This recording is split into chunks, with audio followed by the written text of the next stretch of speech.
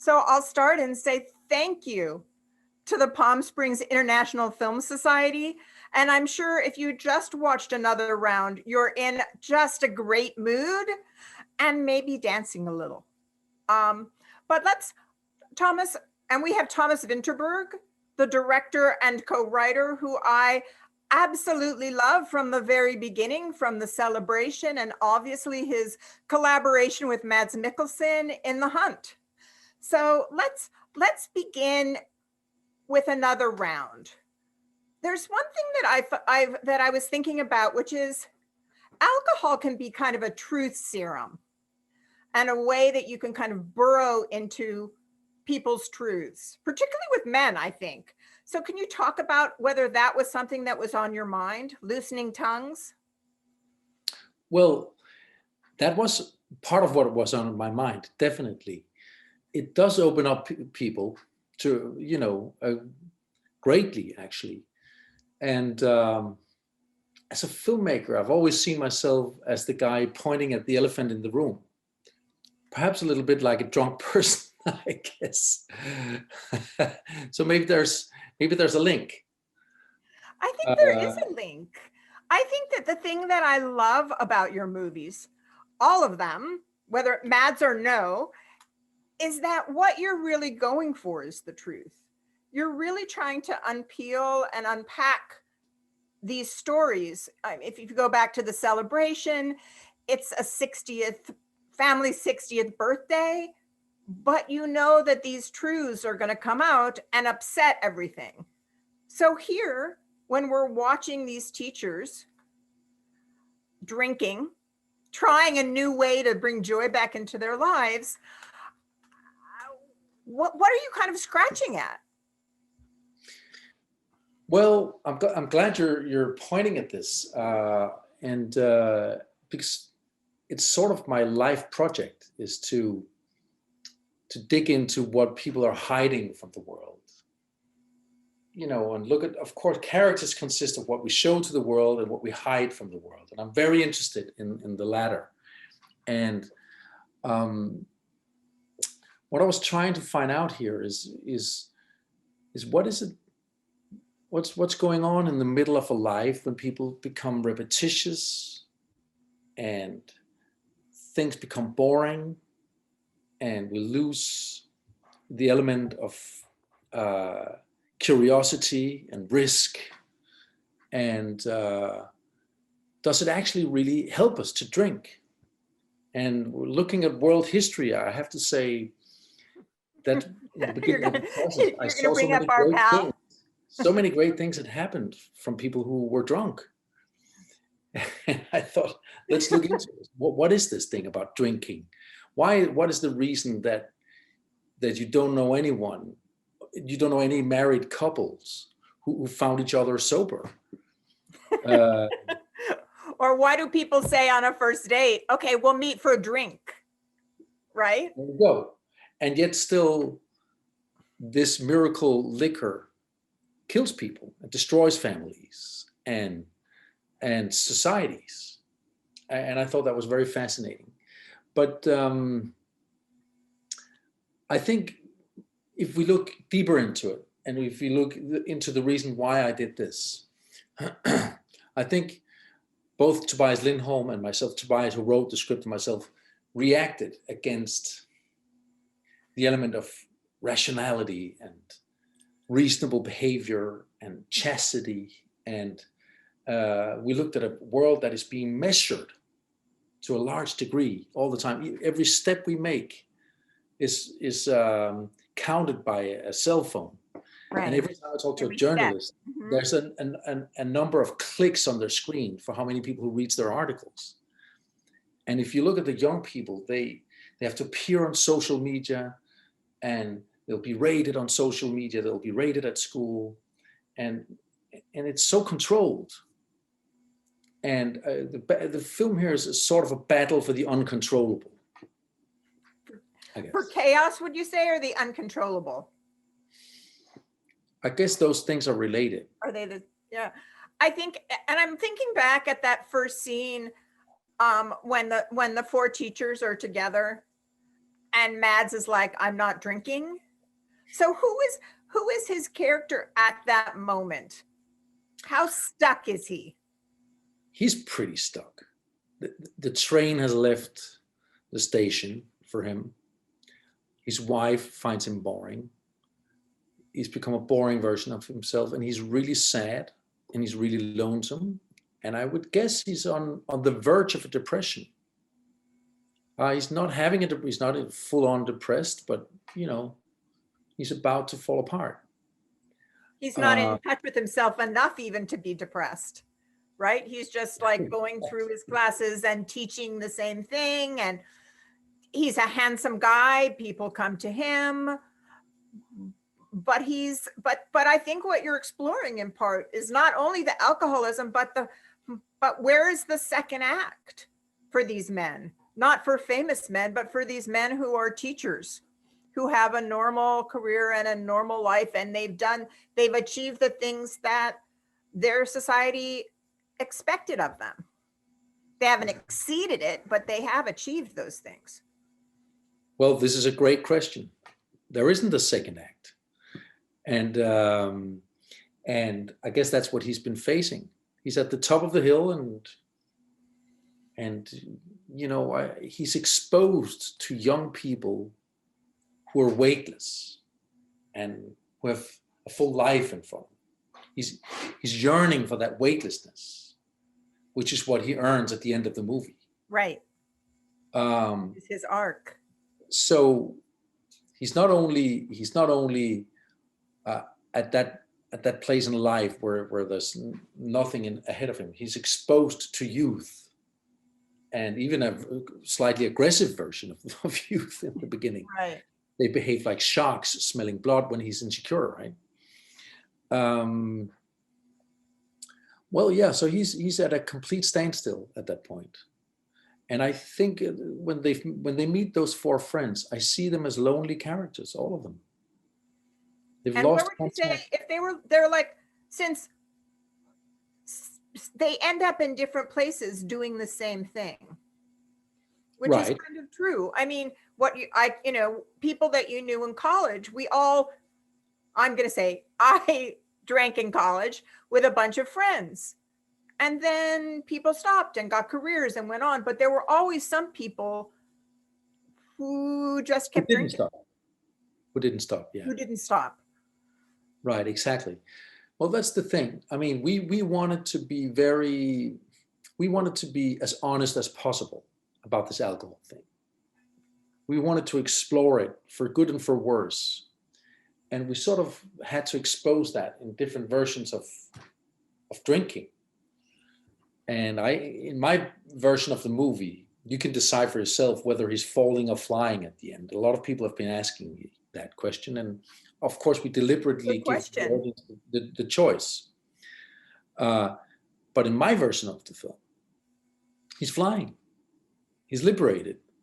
But his friend died, so we've tried to find different ways out of it, because these characters have different lives, obviously. Right. And I was interested when you talked about the cinematography, when you talk about how it's different. It's handheld a lot of the times, but how it's different when they're sober and when they're drunk. And then it's somewhat the opposite of what we would think, which is when they're sober. Do you want to discuss the cinematography? Yeah, because it is the opposite. Well, it's actually the DOP, it was his own idea. Like, he wanted to try to capture the awkwardness of being sober. Meaning the awkwardness of everyday life. When you have a meeting and the coffee machine starts right in the beginning of your sentence, and then you have to wait, and then you interrupt each other, and it's all very clumsy and edgy, and sounds are loud. Right. And then when you start drinking, of course, in the beginning of the alcohol intake, things smoothen up, and it can feel like a huge airplane taking off or something into the sunset. That's the kind of conversation we had, and it becomes pleasant, basically, and things become less clumsy, and you become unaware of yourself. Well, now back to cinematography. He just wanted to smoothen it up, really. And he's a very sensitive guy. This guy Sturla is his name. He's from Norway and shooting films in America as well. And so he picks up the vibe of the scene, really. So of course, when they start to fall apart, become too drunk, it's reflected in his way of holding the camera again. Do you want to talk a little bit about your drinking rehearsals? How you had to calibrate? I mean, right. And the fact that you did not shoot drunk. No, we did not shoot. I did not serve them alcohol because, you know, they might have to drive a car after having been drunk for 12 hours, you know, and also they're actors and they should act. And I require acting from them. And, you know, but the rehearsals was fun. We had 2 weeks of rehearsal. 1 week was a little bit serious. We talked about character work. We rehearsed the scene in the restaurant a lot, the scene in the beginning. And then we spent a full week of drinking and filming each other drunk. Yeah. Well, systematic. And they weren't like crazy drunk, but, you know, there was alcohol intake and how does this character react in this level of alcoholism and stuff like that. I'd love an example. Could you give me an example?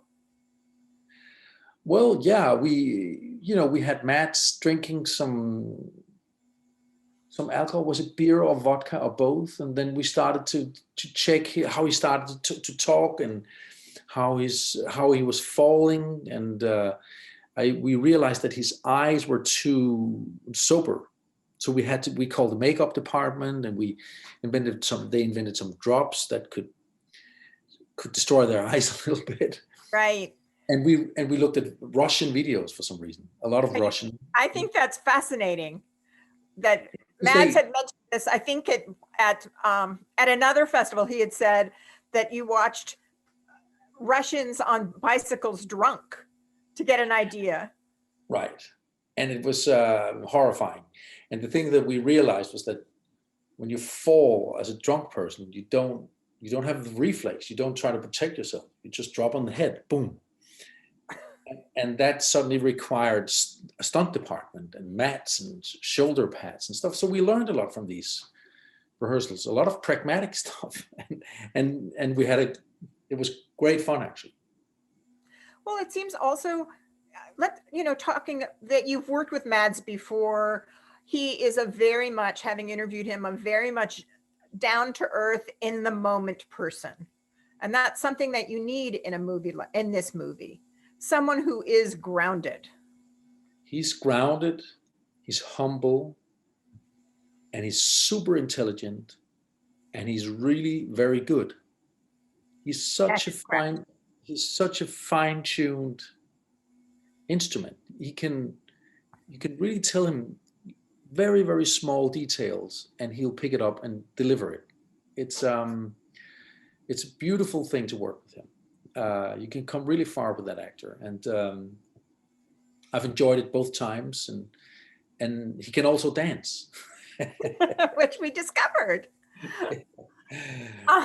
And he's a good friend of mine. He really helped. Both him and the other actors are quite close friends, and they all helped me. It was privately a bit of a tough time for me making this movie, so they all carried me through. And isn't that one of the major themes as well? I know we dwell on the alcohol part, but this is a movie about friendship. It's a movie about friendship. It's a movie. It's hopefully a movie, a life-affirming movie. It's a movie. Are people resisting you on that? Let me tell you a story. My wife, here in Denmark, we have a Lutheran church, and we have female priests. Okay. Half of the country's priests are female, actually more than half. And one of them is my wife.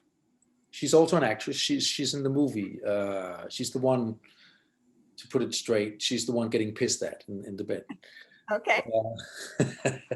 That's how I treat my wife, but only on screen. But she told me the most precise definition of what she thinks the movie is about. She thinks it's about the uncontrollable. Okay. And I'm asking her, what is that? Tell me that. She's more clever than I am because she's a priest. And she says, well, Thomas, an example is falling in love. You fall, you're out of control, you lose control, but you meet something grander, something you didn't imagine you could meet, something you couldn't plan, something you could not put on the internet, something you could not measure, something that is not part of the controlled life. It's not a part of the to-do list. Right. There you go. Ecstasy is not really, I'm going to take the trash out, I'm going to do this, I'm going to do that, and then I'm going to feel ecstasy. There you go. She said, with your work, Thomas, it's called getting an idea. It's not like you go to the office and you buy an idea on the internet or you plan for an idea. It comes to you at some point. It's called being inspired. And the word spirit is even embedded in being inspired. So when you put a bottle to your lips, you're opening that door into the uncontrollable. You might end up, being beaten up, but you might end up in bed with someone, or you might end up in a conversation that turns in a different direction that you thought. So it's about... You might just end up enjoying the moment. Exactly. Living in the now. Living in the present. Alcohol has been great for many artists, and in moments for myself as well. I have too many children to drink a lot, but sometimes I've been writing with a bit of cognac. And what really works is the self-awareness disappear. That's what we all need when we have to be inspired. It's like the camera goes from looking at yourself to looking at the world, to a pure version of curiosity. And that's being inspired. I guess you can achieve that without drinking. And yes, and I don't know. Yes, I'll just say yes because it's the right thing to say. Well, I'm trying that every day at the office to get to that point. And sometimes I succeed also just with coffee. But well, we can't give everything up. Coffee's a tough one. But right. Let's go back and talk about inspiration. You've been sitting with this story for a long time in some form or another. As early as 2013, I think you talked about it with Mads when he was in the hunt. Right. Yeah. Was that true? Was it that early? I think it was that earlier, but possibly even earlier. I don't know. I hate to think about how long it takes me to make a movie, but I guess it was back in 2013. And back then, the film was more of a provocative thing. It was solely a celebration of alcohol, which I thought was fun. But then I digged into it and I found actually a sense of both curiosity towards the dark side, but also a moral obligation, which is something I normally steer away from.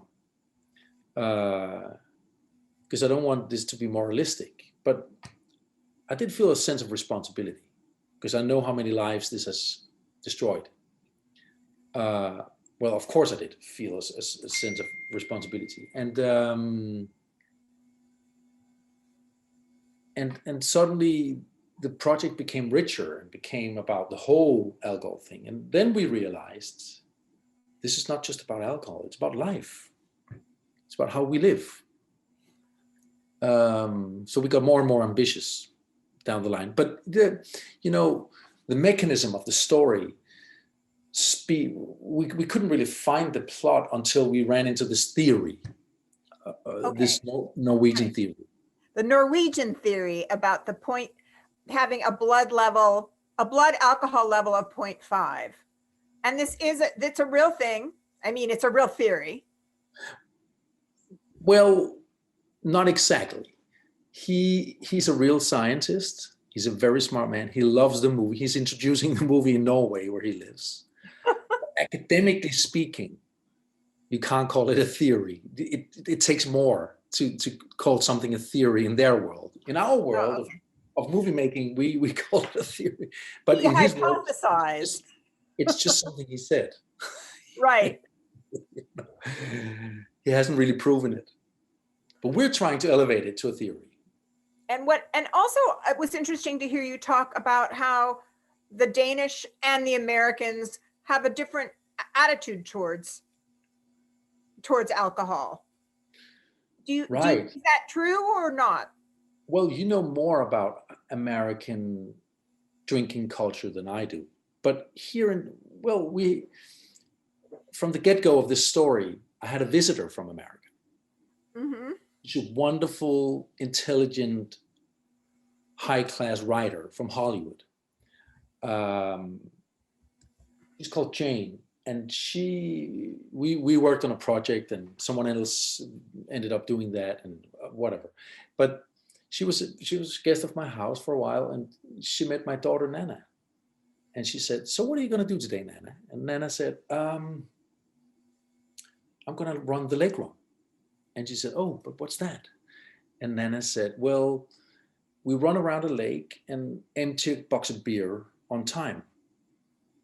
And then this woman looks at, As one does. then she looks at this 17-year-old girl, and she looks at the dad. When is the dad going to interfere? Right. And he didn't, because he's Scandinavian, and we're used to drunk kids in the streets. And then she got a bit agitated, and she said, "Oh, but Nana, aren't you going to get sick?" And Nana said, "Oh yeah, but if we vomit synchronized, time will be deducted, so that's okay." And Yeah, that's a little bit and not that it doesn't happen in fraternities and sororities all over America. She continued. She said, she got even more agitated. She said, "What about the police?" And then Nana said, "Oh, but the teachers are there." So, and that's where America did not fail to understand Denmark, because that's just not, I guess, how your culture is. Right. It's just it's a different culture. We're more out in the open with these things. Right. Interesting. I'm curious also about this idea, like The Hunt, where it's set in a school. As in, Well, that was the second great engine we found. The first right. one was the theory. The second one. So initially you had the idea, I want to deal with this, Well, how alcohol opens up this. Right. We initially, Mads Mikkelsen was an air controller at an airport. Being insecure about his work, not knowing when to land, what flight. Correct. Yeah. And being bad at his job, basically. And then he started drinking, and then he just took him down, all those flights. And that was fun, but it was more of a comedy a little bit. Right. The project got real when it got into a school, which was a huge thing for us. They became real people, and they became a people with an arena where they could meet and interact. And they could open door to an academic world, to the world of history and Churchill, to the world of arts and singing and psychology and all of that. And Kierkegaard, suddenly I could have my wife's thesis on Kierkegaard involved in the whole thing. And so it opened up a lot of doors. And then finally, but maybe most importantly, it became a mirror between the generations. It became very clear how old they are, because they're in front of these youngsters. Ever youngering kids. Exactly. And so that was a big breakthrough for us. And what was the next break? What cracked it open? Well, then there was a lot of work.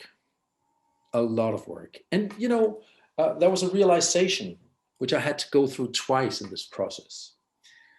We tried to, writing a script is a lot about taming the beast, creating repetitions with small variations, and then at the surprise, you orchestrate. And every time we tamed this one, it was a bit of a castration. It became, I became indifferent to it. It lost its vitality. So it was like the script had to be drunk a little bit. And it was the same realization in the editing. You know, my editor was like, so this codfish story, that's a different kind of movie than the movie that I've just seen with him crying his eyes out in the restaurant. Right. So what movie are we doing? And then we tried to cut out the codfish scene, but then it lost something. Right. And so we had to learn a couple of times that this movie has to point in 8 or more different directions. And I think that's one of the things maybe, I mean, that I appreciate most about Mads Mikkelsen is his ability to do comedy, to do anything. I mean, the star of Man and Chicken. I don't know how many Americans know of his many Scandinavian comedies where he's just really out there, that he's willing to go. He's such a funny man, and he likes to go out there. And what he also likes, because he's so good, is to be challenged. In this movie, he has to defend a very nuanced sort of mental journey. And he has to be heartbreaking, and he has to be funny, and he has to dance. And on top of that, he has to be drunk in very specific levels, specifically defined levels. That's a big challenge. And he thoroughly enjoyed that, I have to say. And they all did. Was there a moment that was particularly difficult for him in the cast? Playing drunk was difficult. Pardon me? Playing drunk was difficult. Because it very easily gets too much. You know, the beginning of being drunk, like up until 1.0, you like with any other emotion on film, you hide it. It's like you pretend you're not drunk. Like if you're in love, you pretend you're not in love. Or if you're angry, you pretend you're happy. You're still controlling it. Right. But after that, like when they go by the codfish and stuff, it's beyond, it becomes this awkward thing that very easily looks too much. And it very often did look too much. So then you have to pull it back, or you saw the dailies and said, it's hard to, it has to feel real, and yet it's not actual. It's not real. Well, the thing is with Mads, actually, he's never too much. It was more like the others. He, to be honest, but well, there was a bit of work there. Yes, I had to sort of sit on their necks and take it over a couple of times. Yeah, it's not that easy. That arc of Mads. I mean, he does begin, and he's uptight, and he's lost, and this gives him a new energy. And it goes again to that second, where is that second act, or what do we want people in their 40s, 50s, 60s to be doing now that the life expectancy is so long? I think that this ecstasy that he ends in, this end scene, which I call a beautiful catastrophe, because someone died, but still they're ecstatic and dancing and partying. And that's something I took from the Greek movie Sorba the Greek. Sorba the Greek. Yeah. They call it's from there. And but I think after that, he'll come back as a new person, and they'll restart their marriage, and he'll start teaching with a different element of risk. Trying to sort of do surveys together with the students. I think this will revitalize him. I might be naive, but that's what I'm hoping. Or you might. Well, let's not go there. Yes, let's stay with that, and did it change how you looked at things? You're of that same age, and you're dealing with this. To take something on, you were inspired. You had the spirit. Where did the journey? I mean, obviously there were rougher patches, which we won't, address, but how did you come out of it? What did you think? Did it change what you wanted to do next? What Well, you this want to do next? well, this journey has been, learning me a lot about inspiration and about rational behavior, loss of control. And it's been putting my eyes on how to live a structured, repetitive life and yet still put your life at risk and remain curious. And, but it's not a secret that, my life has been a catastrophe while making this movie. I lost my daughter while making this movie, and that's been a theme that's what my life is about. So there's no room for midlife crisis. Right. Every other problem I could ever imagine has vanished because I lost my daughter. And so what this movie has done primarily is it has, we made the movie for her. We decided the only way we can continue with this project that she loved before she died was to make the movie for her. It's at her school with her friends in her classroom. And what made sense to me was to honor her memory. Right. And by doing so, I felt it had to be a life-affirming film. We have to celebrate the life that we're only given once. To keep on going. And that was the most important thing for me. I can understand that, and I know how hard it is, and yet you wouldn't want to give it up. You wouldn't want to stop. You would want to keep on. I did want to stop, but yeah. But I heard her saying that I shouldn't, and in spirit, she would have hated that. She would have hated that. And then I talked to the shrink, and the shrink said, "Thomas, if you can shower and you can eat, then you should probably work." And then she said, "And if you can look people in the eyes without starting to cry," and I said, "I can't. I cry all the time." And she said, "Well, the second or the third time you meet the same person, right, you have to." And I said, "Okay, I might be able to do that." And then we carried on, and Matt's and the other friends of mine, they're all friends of mine in this movie, gave me so much love you can't imagine.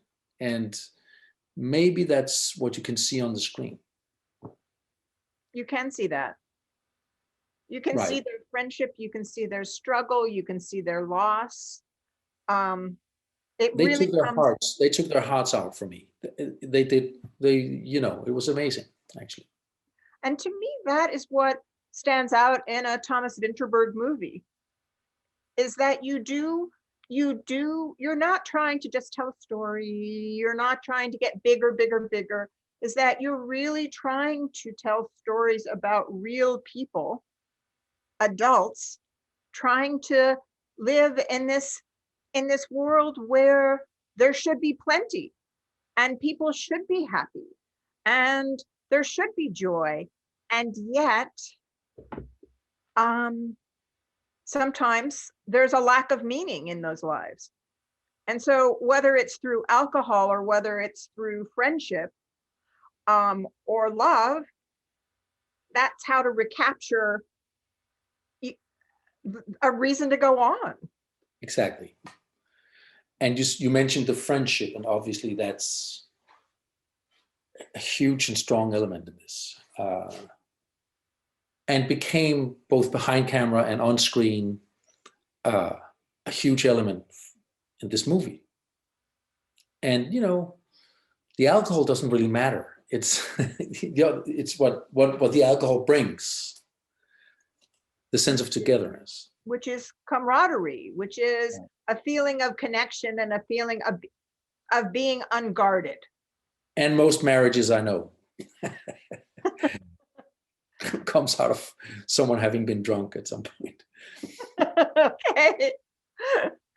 Drunk. And now I think that we've really nailed what the movie is about. Is there something that's remaining that we should? I think it would be a very elegant time to unravel. And, I think we're fine. I think we're good, aren't we? I mean, because that seems to me to be, I mean, the heart of this movie to me, and why it will endure and why your work endures, is how humane it is. And how you get behind these, you understand the masculinity of these men and also the limitations that it brings. Right. Yeah. And yeah, definitely. The limitation it brings to be a man, actually, in general. To be, The hardest thing is to be told to man up. It's like, ow, what?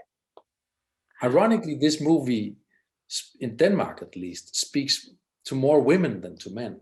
It's like 60% of the audience are women.